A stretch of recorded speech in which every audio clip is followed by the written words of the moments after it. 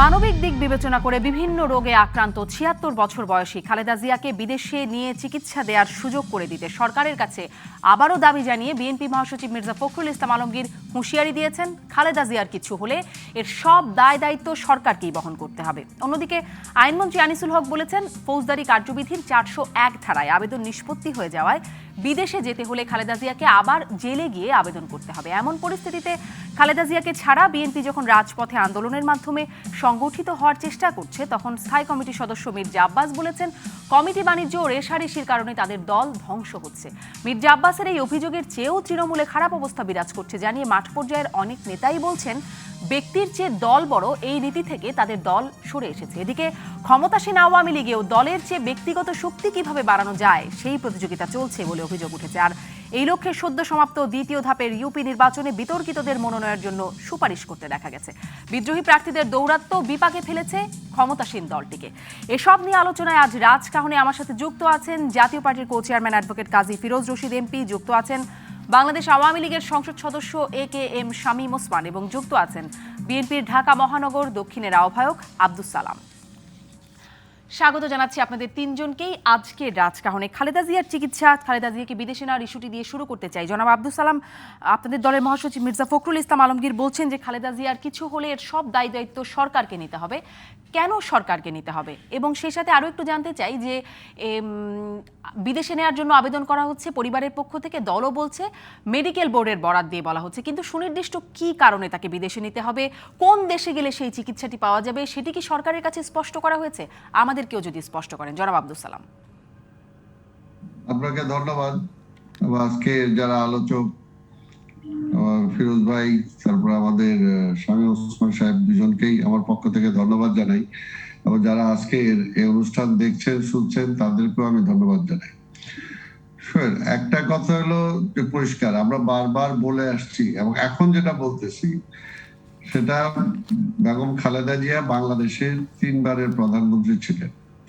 এই দেশের গণতন্ত্র পুনঃপ্রতিষ্ঠায় তার একটা ভূমিকা আছে, এবং এই দেশের মুক্তিযুদ্ধে তিনি, তার পরিবার এবং তার 2 সন্তান সহ সেই সময় আপনার মুক্তিযুদ্ধের সময় যেটা আমরা জানি যে কিভাবে পাকিস্তান বাহিনী তাকে গ্রেফতার করেছিল। কাজে সবকিছু মিলিয়ে আমরা যেটা বলেছি যে তাকে তো আমরা বলি নাই যে তাকে মাফ করা হোক বা তাকে সবকিছু করা হোক, অন্তত জামিন দিয়ে তাকে যে কোনো অবস্থায় তাকে অন্তত যাতে সুচিকিৎসাটা তিনি পায়, বিদেশে ভালো চিকিৎসাটা পায়, সেটার একটা সুযোগটা আমরা চেয়েছিলাম। কিন্তু আজকের এই সরকার কোনোভাবেই সেটাকে দিচ্ছে না, এবং এটাকে নিয়ে আমরা বলবো যে তারা একটা রাজনীতি করছে। এরকম একটা বয়োজ্যেষ্ঠ বাংলাদেশের নাগরিক, এবং শুধু নাগরিকই না, সাবেক প্রধানমন্ত্রী, এইরকম একটা সেটা যদি মানবিক কারণে এই একটা সুযোগ যদি সে না পায়, তাহলে তো স্বাভাবিকভাবেই এটা তো আজকে সরকার আছে, আওয়ামী লীগ, এই সরকার তার বিরুদ্ধে মামলা দিচ্ছে, এই সরকার তাকে জেলে রাখছে, এই সরকার তার বিরুদ্ধে আজকে সুযোগ সুবিধা দিচ্ছে না, তাহলে অটোমেটিক্যালি যদি কোনো খোদা না করুক যদি কোনো ঘটনা ঘটে, এটা আওয়ামী লীগ বলুক বা না বলুক, যেমন আওয়ামী লীগ বহু বিষয়ে আজকে বিএনপি কে দায়ী করেন বা জাতীয় পার্টিকে দায়ী করেন, ঠিক তেমনি ভাবে আওয়ামী লীগ চাক বা না চাক, আওয়ামী লীগের রাজনৈতিক জীবনে এটা একটা কালো একটা দিন হিসাবে, কালো একটা অধ্যায় হিসাবে থাকবে, এটাকে অস্বীকার করার কোনো জন্য নাই। এই জন্য আমরা বলতেছি যে আজকে সবকিছু নিয়ে রাজনীতি করা উচিত না, মানুষের জীবনটা হলো আগে। আজকে যখন আমরা দেখি যে কোনো ভাবে আহত হয়ে একটা পেশেন্ট যখন হসপিটালে যান, তখন ডাক্তার বলে যে আগে মামলা হয়েছে কিনা, আর মামলাটা রেখে কিন্তু তার চিকিৎসাটাকে শুরু করতে হবে, তারপরে আপনার মামলা দেখেন। যদি একটা মানুষ হিসাবে মানবিক দিকটা যদি প্রাধান্য হয়, তো সেই করে বারবার বলার পরেও আজকে কিন্তু সরকার সেইভাবে সেটা দৃষ্টি দিচ্ছেন না। আর জেলে এখন তাহলে বেগম খালেদা জিয়া কোথায় আছেন? বেগম খালেদা জিয়া তো আজকে জেলেই আছেন। আবার যদিও সরকার বলে যে না উনি জেলে নাই, মুক্ত আছেন, তাহলে মুক্ত থাকলে তিনি যাইতে পারবেন না কেন? অর্থাৎ সরকারই তাকে বিভিন্ন বিধিনিষেধ দিয়ে, যেভাবে সার্কুলার দিয়ে সেফটি ব্যবস্থা করেছেন, ঠিক একইভাবে সরকার ইচ্ছা করলেই তাকে বিদেশে চিকিৎসার ব্যবস্থা করতে পারেন, এটা কোনো বিষয় না। এখন বিষয়টা হলো যে সরকার মানবিক হবে কি হবে না, সেটা হলো তাদের উপর ডিপেন্ড করে। তাদের উপর ডিপেন্ড করে। আর আরেকটা হলো কোন দেশে যাবে কি যাবে, আমি তো মনে করি সরকারের পক্ষ থেকে এখন এগিয়ে আসা উচিত যে ঠিক আছে এরকম একটা অবস্থা, আজকে বেগম খালেদা যে এরকম সিরিয়াস অসুস্থ, সরকারই বলা উচিত কি কি করতে হবে বলেন, আমরা সাহায্য করতেছি। সরকারের থেকে এগিয়ে আসা উচিত যে কোন দেশে যেতে চাচ্ছি, আমরা কোথাও কোথাও যদি সাহায্য লাগে সাহায্য করি। সরকার তো সরকারই তো পারে সবকিছু, কাজে সরকার নিজেই তো এগিয়ে আসা উচিত সরকারের দিক থেকে। জি, জনাব আব্দুল সালাম, আপনি সরকারের দায়িত্বের কথা বলছেন। আমি আসলে এর পরের অংশে আপনার কাছ থেকে জানতে চাইবো দলের দায়িত্বের জায়গাটা। আমি জনাব শামীম ওসমান এমপি, আপনার কাছ থেকে যেটি জনাব আব্দুল সালাম বলছেন, আজকে মির্জা ফখরুল ইসলাম আলমগীর বলেছেন যে দায় দায়িত্ব সরকারকে নিতে হবে, খোদা না করুক কোনো ঘটনা ঘটে গেলে এটা আওয়ামী লীগের জন্য একটা কালো দিক হয়ে থাকবে। মানে এই যে একটা বিষয় যে যদি এরকম কোনো ঘটনা অনাকাঙ্ক্ষিত ঘটে যায় তিনি বিদেশে গেলে সুস্থ হতে পারতেন, এই যে একটা যদি দেওয়া হতো সুস্থ হতেন, এই বিষয়ের দায়টা, এই কালো দিকটা আওয়ামী লীগ কি আসলে এড়াতে পারবে বলে আপনি মনে করেন, যেহেতু তাকে বিদেশে যেতে এখনো পর্যন্ত কোনো ইতিবাচক বিষয় জানা যাচ্ছে না? জনাব শামীম ওসমান। জি, আপনাকে ধন্যবাদ এবং আমাকে অত্যন্ত সুযোগ্য দুজন আমার শ্রদ্ধাভাজন সহ আলোচকের সাথে আলোচনা করার জন্য আমাকে সুযোগ দিয়েছেন, এই জন্য আপনাকে ধন্যবাদ। কারণ দুজনই আমার অত্যন্ত শ্রদ্ধাভাজন। ফিরোজ ভাই তো অবভিয়াসলি অনেক সিনিয়র একজন নেতা, সালাম ভাই একজন অত্যন্ত আমি মনে করি সবার কাছে গ্রহণযোগ্য একজন নেতা, এবং যদিও উনি বিএনপিও করেন তারপরে আমার কাছে শ্রদ্ধাভাজন ব্যক্তি। আসলে প্রথমে আপনি রাজনীতি নিয়ে কথা বলছিলেন, হ্যাঁ, আমি ওই জায়গাটাতে যাই যে পলিটিক্স আর পলিট্রিক্স এই দুটো না খুব কনফ্লিক্ট করছে এখন। আজকে মনটা অনেক বেশি খারাপ, এই কারণে খারাপ যে আজকে যখন এই টকশোতে আমরা বসছি, আমার মনে হয় ফিরোজ ভাইয়ের মনও খারাপ হবে, সালাম ভাইয়ের মনও খারাপ হবে, কারণ ওনারা অরিজিনাল পলিটিশিয়ান, রাজনীতি করতে করতে এই জায়গায় এসছেন। ফিরোজ ভাই তো ছাত্র রাজনীতির নেতৃত্ব দিয়ে এখানে এসছেন। সেখানে আজকে আমাদের সংসদের একজন সংসদ সদস্য, আমাদের পরপর 4 বার নির্বাচিত সংসদ সদস্য একাব্বর ভাই আজকে আমাদেরকে ছেড়ে চলে গেছেন দুপুর 2টার সময়। আর আজ আমাদের কাছে আর জীবনে কোনদিন ফিরে আসবেন না, আল্লাহ ওনাকে বেহেশত নসিব করুন। আরেকজন মানুষ কুমিল্লার আফজাল খান ভাই, কুমিল্লার মানুষের হৃদয়ের মানুষ, উনিও আজকে আমাদেরকে ছেড়ে চলে গেছেন। তো এই দুজনের মানুষের মৃত্যুতে আমি ব্যক্তিগতভাবে শোকাহত এবং আল্লাহর কাছে প্রথমেই দোয়া চাই যে আল্লাহ রাব্বুল আলামিন, আল্লাহ রহমানুর রহিম যাতে তাদেরকে বেহেশত নসিব করেন এবং তাদের পরিবারকে শোক সহ্য করার সুযোগ দেন। সালাম ভাই যে কথাটি বলেছেন যে মানবিক কারণে, আমি প্রথমেই মনে করি যে আমি ভাবি নাই যে জাতির পিতার কন্যা শেখ হাসিনা এতটুক মানবিক হবেন। যেই মাননীয় প্রধানমন্ত্রীকে হত্যা করার জন্য 21শে আগস্টের গ্রেনেড হামলার মহানায়ককে, এটা আমরা সবাই জানি এবং এটা আদালত থেকেই বেরিয়ে এসছে না, যে খালেদা জি আমার মাতৃতুল্য বয়সে, আমি প্রথমে ওনার রোগ মুক্তি কামনা করছি। যে কোনো মানুষের রোগ আক্রান্ত হলে অ্যাজ এ মানুষ হিসেবে তার রোগ মুক্তি কামনা করা আমাদের উচিত, যদিও তার আমলে আমি সবচেয়ে বেশি অত্যাচারিতের মধ্যে একজন। তারপর আমি আল্লাহর কাছে দোয়া করি আল্লাহ যাতে ওনাকে সুস্থ করে ওনাকে বাসায় ফিরিয়ে আনে।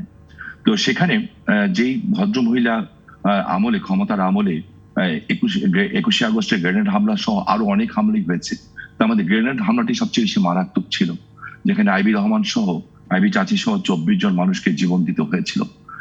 কিন্তু সেখানে সেদিন আমরা মানবতা দেখিনি, যে মানবতার কথা আজকে বলছেন। কিন্তু আমি অবাক ও বিস্ময়ের চোখে দেখেছি যে জাতির পিতা বঙ্গবন্ধুকে হত্যা করার পরেই তৎকালীন সালাম ভাইরা যে দলটি করেন, জিয়াউর রহমান সাহেবের দল, সেই দলটি কিন্তু একটা এফআইআর গ্রহণ করতে দেন নাই। থানায় গেছিল এফআইআর করতে যে বঙ্গবন্ধু হত্যার বিচারের জন্য, সেই এফআইআরটা গ্রহণ করা হয় নাই সেদিন, এবং এক করে সেই বিচার যাতে না হয় সেই অ্যাক্ট দেওয়া হয়েছিল। এবং আরো দুঃখজনক যেটা হচ্ছে, যারা ওই হত্যাকারী তাদেরকে কিন্তু একদম যারা স্বীকৃত খুনি তাদেরকে সেদিন 15 ফেব্রুয়ারি নির্বাচনে বিরোধী দলের আসনে বসানো হয়েছিল। এত কিছুর পরেও যেই ভদ্র মহিলা, জাতির পিতার কন্যা, সবকিছু হারিয়ে, বাবা মা ভাই সবাইকে হারিয়েও যে মানবিক দিকটা দেখিয়েছেন, আমার মনে হয় সেই বিষয়টাই আগে বিএনপির পক্ষ থেকে একটা ধন্যবাদ দেওয়া উচিত ছিল বলে আমি মনে করি। জনাব শামীম ওসমান, সেই মানবিক দিকটা দেখিয়েছেন বলে আপনি বলছেন, নিশ্চয়ই সেখানে বিএনপি মানবতা দেখায় নাই, কিন্তু আওয়ামী লীগ বা মাননীয় প্রধানমন্ত্রী সেই মানবিক দিকটা দেখিয়েছেন। তাহলে এই মানবিক দিকটা, যেখানে আরেকটা দাবি বিএনপি করছে, সেই মানবিক দিকটা মানে সেখানে ইতিবাচক সাড়া দিতে কি বাধা আসলেই আইনজ্ঞরা অনেকেই বলছেন যে সরকার চাইলে এটি সম্ভব। আমাদের এই আলোচনার ফোরামে অনেকে বলেছেন, বিভিন্ন আলোচনাতে আইনজ্ঞরা এমন মতামত দিচ্ছেন। আর যদি আইনে কাভার নাই করে, আমরা তো দেখেছি দণ্ডপ্রাপ্ত খুনের দণ্ডপ্রাপ্ত আসামিকেও পলাতক অবস্থায় মুক্তি দেওয়া হয়েছে। সেখানে যদি আইন কাভার নাও করে ধরলাম, তাহলে আইনের পরিবর্তন তো করা সম্ভব। সরকারের পক্ষ কি সেটা সম্ভব না? সংসদে মেজরিটি আপনাদের। হ্যাঁ, সবকিছু করা সম্ভব অ্যাকচুয়ালি। এটা আপনি সঠিক কথা বলেছেন যে আইন যদি নাও থাকে, আইন পরিবর্তন করে আরেকটা আইন করা উচিত।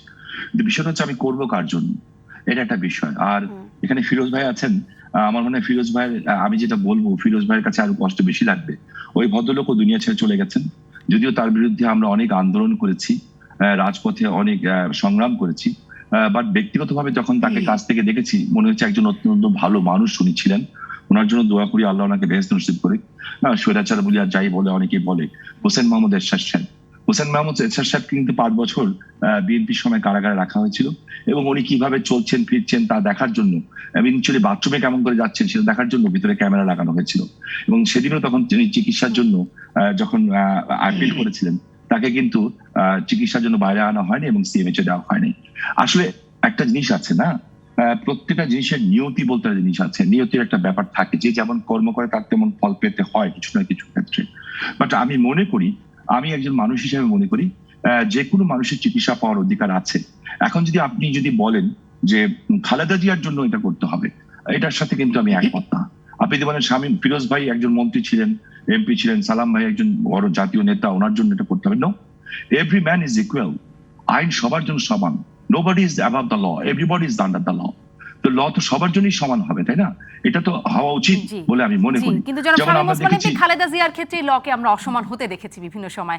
আসি আপনার কাছে আবারও যেই মানবিকতার কথা আপনি বলছেন সেখানেও মানবিকতার কথাই বলবেন। প্রশ্নটি নিশ্চয়ই জনাব আব্দুল সালামের কাছে থাকছে যে যেই মানবিকতা বিএনপি দেখায় নাই, সেই মানবিকতা কেন আওয়ামী লীগের কাছ থেকে আশা করা হয়? আমি কাজী ফিরোজ রশিদ এমপি আপনার কাছ থেকেও একটু জানতে চাই যে সেই মানবিকতার জায়গা থেকে এত কিছু করলো আওয়ামী লীগ বা ক্ষমতাসীন সরকার, মাননীয় প্রধানমন্ত্রী, বিএনপি নেত্রীর জন্য, তাহলে বিদেশে যেতে, যদি বিদেশে গেলে সুস্থ হয়ে যেতে পারেন তিনি, এই আশা থেকে যদি বিদেশে যাবার দাবি করা হয়, সেখানে দিতে আসলে বাধাটা কি আইন না রাজনীতি?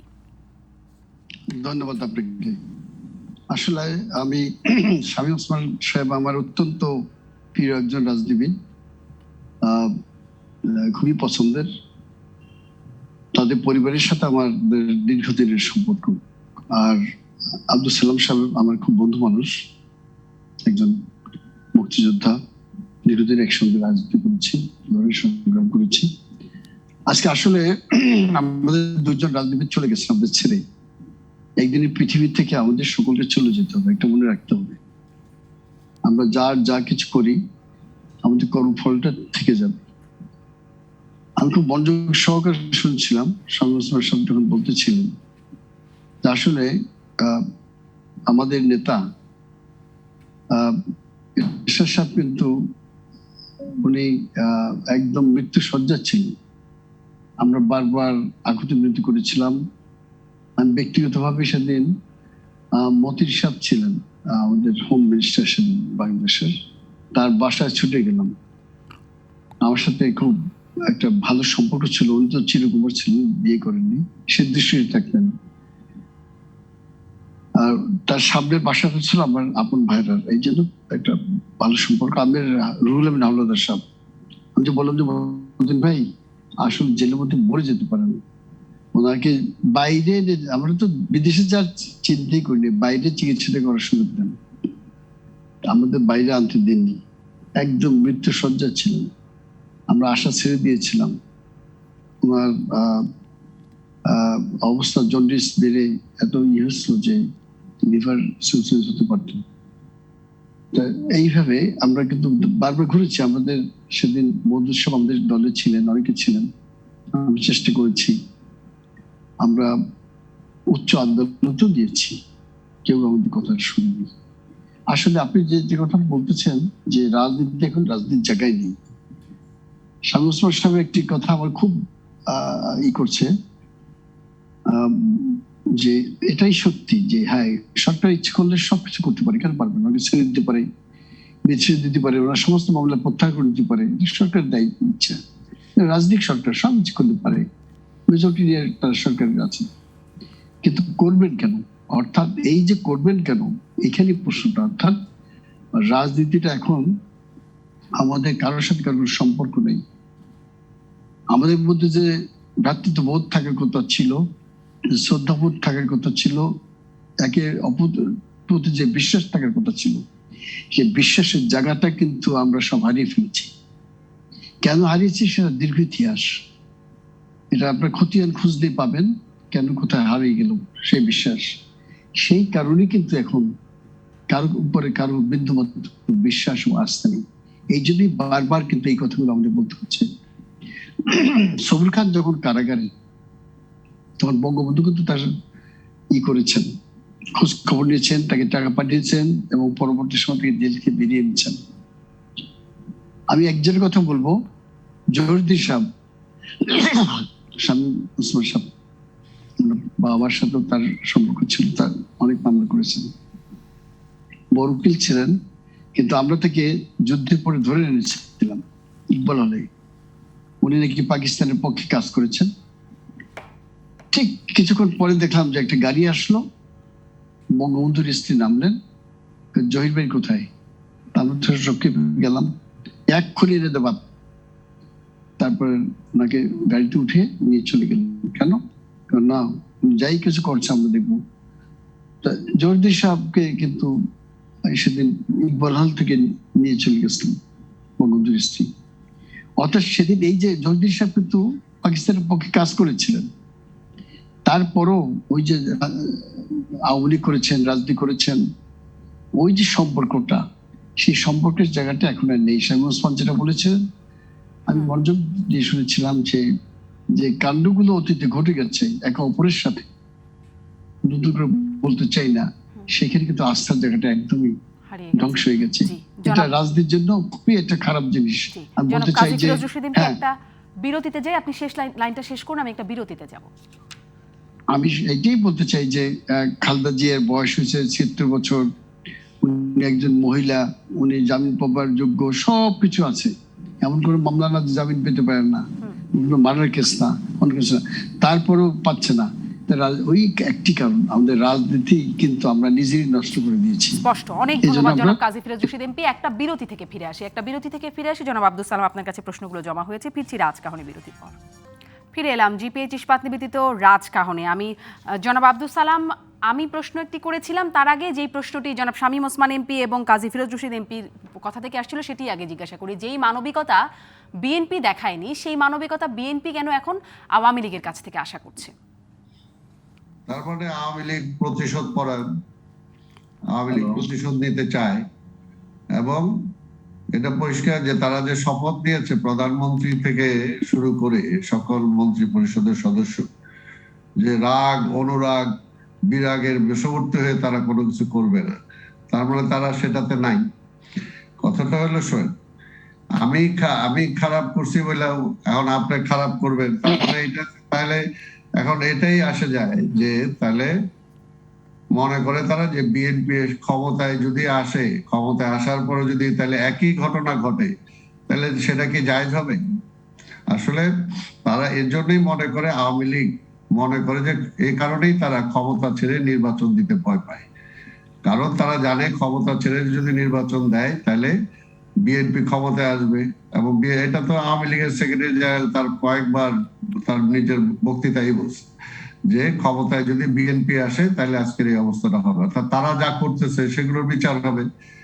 ওনারা যেমন আজকে নাসিম ওসমান সাহেব বললো যে এবং ঘুরায় ফিরে ফিরোজ ভাইও যেটা বললো, কথাটা হলো যে বিএনপি করছে, তার মানে বিএনপির আর এটা সুযোগ নাই। বিএনপি তো আর বাংলাদেশে একটা ফেলনা দল, বিএনপি ক্ষমতায় ছিল এবং বাংলাদেশে আবার ক্ষমতায় যাবে ইনশাল্লাহ, সেটা যদি হয়। আর এই কাজে এখন বিষয়টা আসছে মানবিকতা, হলো যে দেখাইতে পারে তার জন্যই মানবিকতা।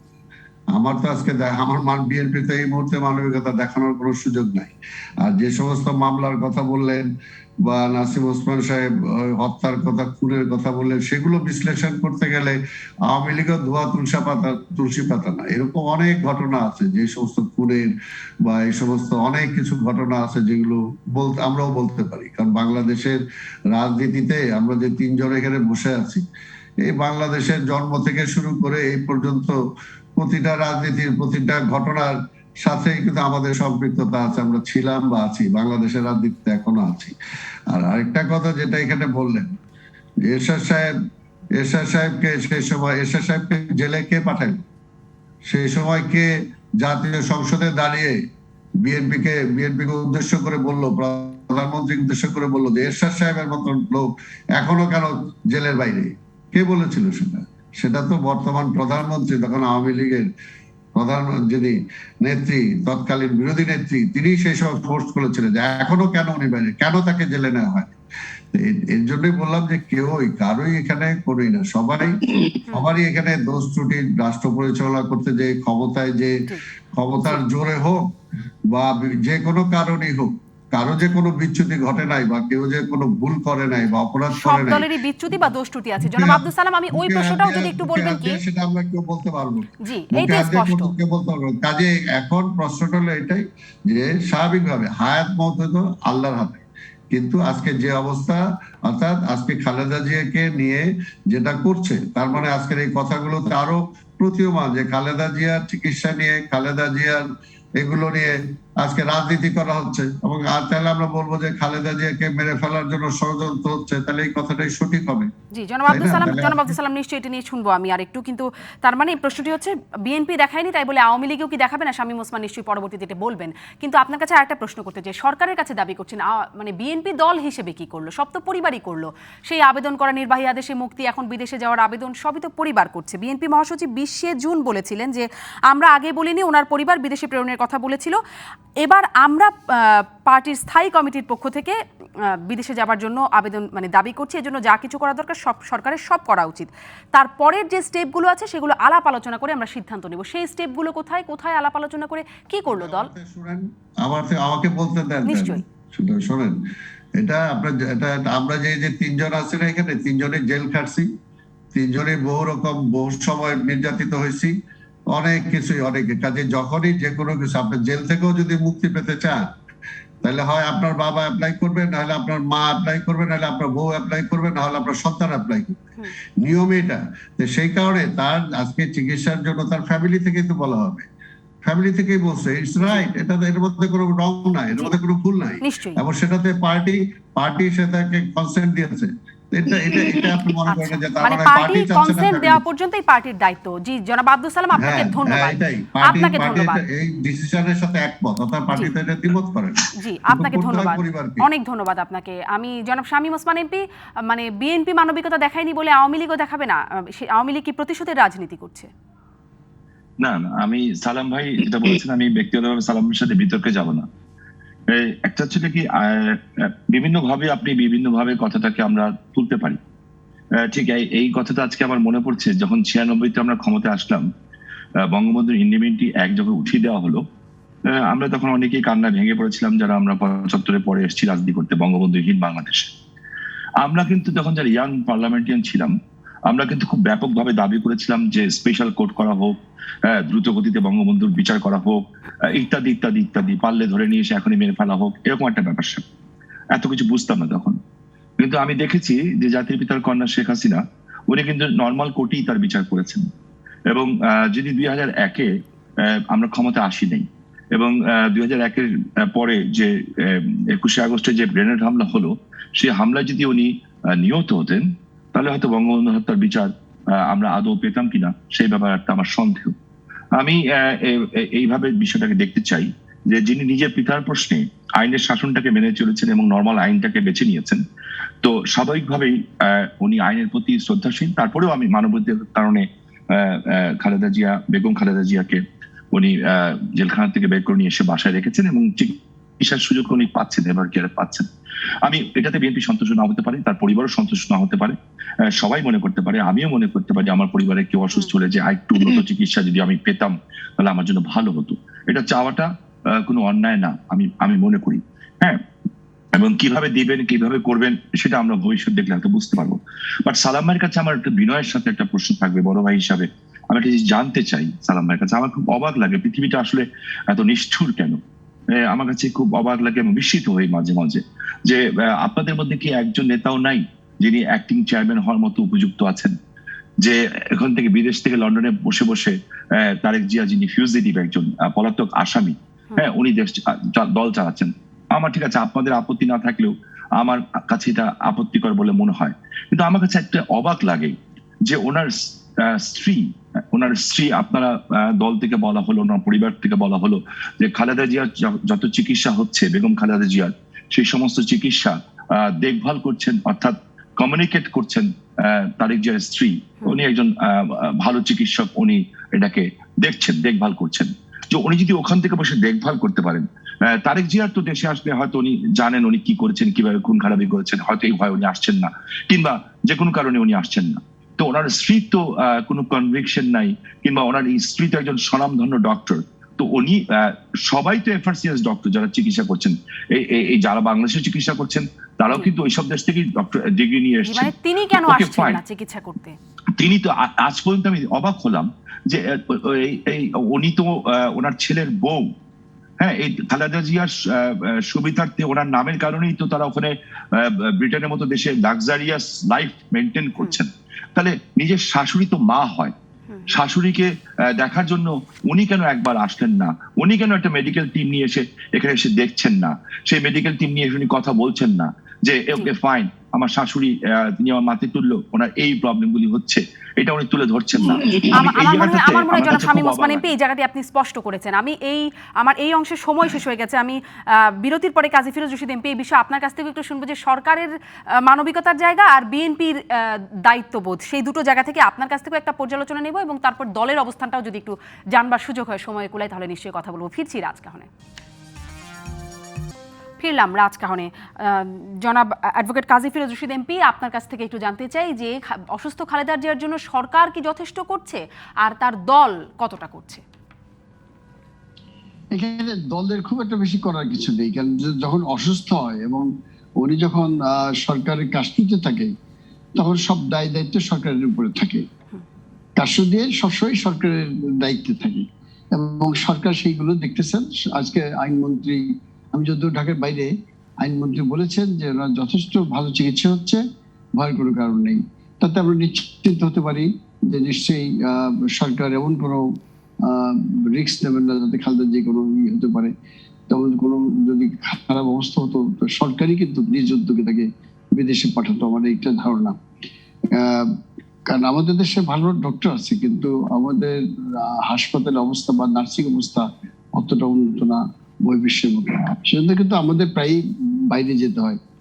তাই আমার ধারণা যে উনি যেহেতু একটা জিনিস আছে যে উনি জেলের মধ্যে নেই, উনি নিজের বাড়িতে আছেন, সেখানে কিন্তু একটি হাসপাতাল তৈরি করা হয়েছে ওনার জন্য। সেখান থেকে আবার উনি এভার কেয়ারে আছেন, ওটাও কিন্তু একটি স্পেশালিস্ট হাসপাতাল। ওখানেও কিন্তু খুব চিকিৎসা হয়, ভালো ভালো ডক্টররা, এবং ওনাদের ইচ্ছা মতো যত ভালো ডাক্তার আছে দেখাতে পারেন।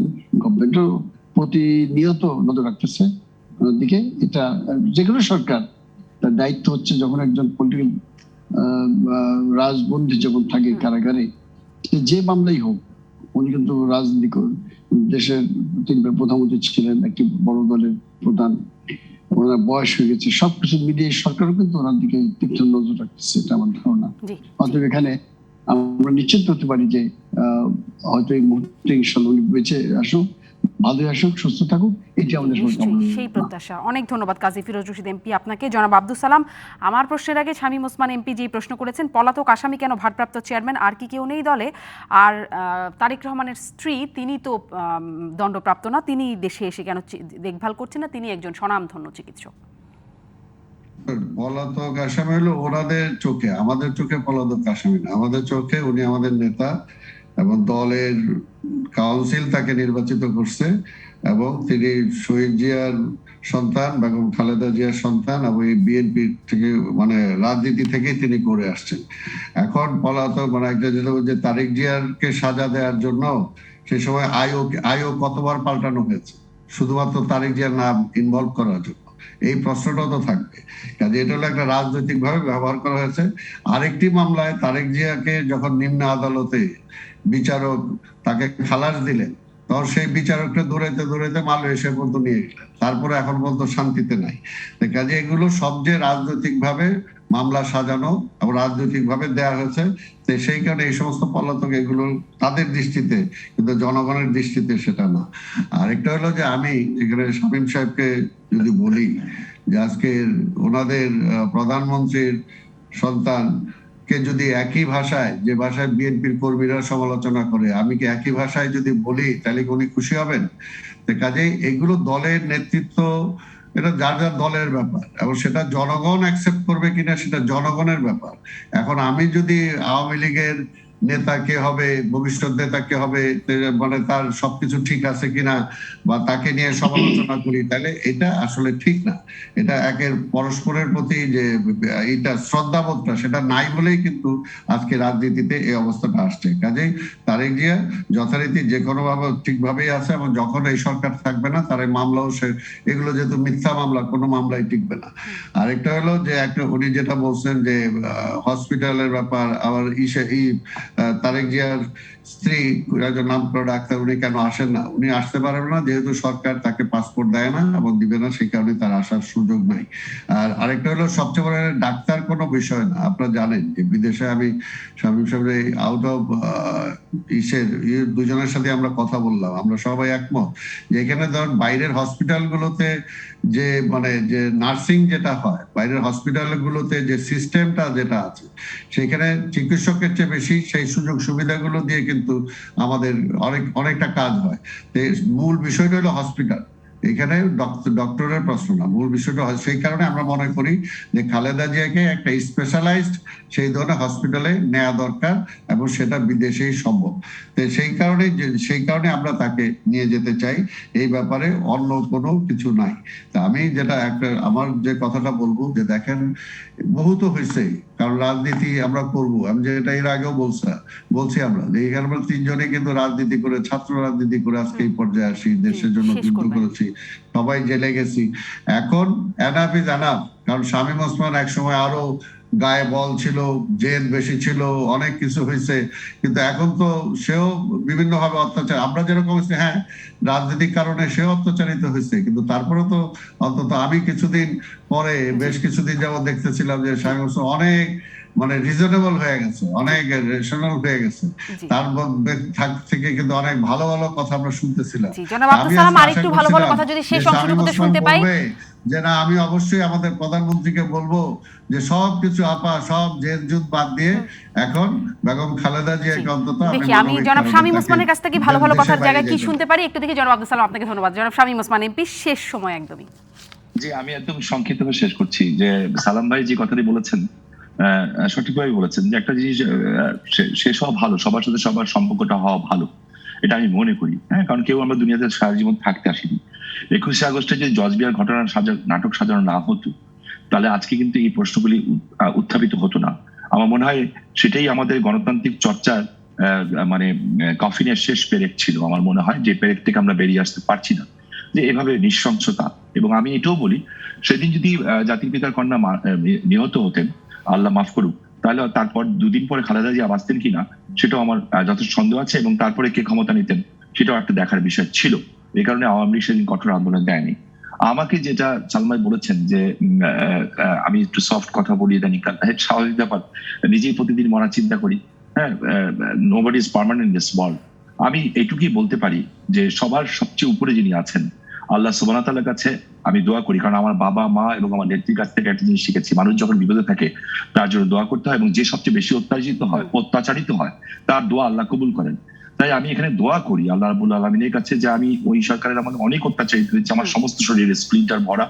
হ্যাঁ, ওই বোমা হামলা আমার উপরে চাপানো হয়েছিল, আমার মাকে এক বালিশটি মাটি দিয়ে বের করে দিয়েছিল। আমি দুঃখিত, আপনার এই পুরো অংশটুকু শেষ করতে পারছি না, শুনতে পাচ্ছি না, তবে নিশ্চয়ই আল্লাহ যাতে ওনাকে সুস্থতা দান করেন। জি, আপনার দোয়ার সাথে সাথে রাজনৈতিক পদক্ষেপের জায়গাটাও আমরা নিশ্চয়ই কথা বলবো। অনেক ধন্যবাদ জনাব আব্দুল সালাম, জনাব কাজী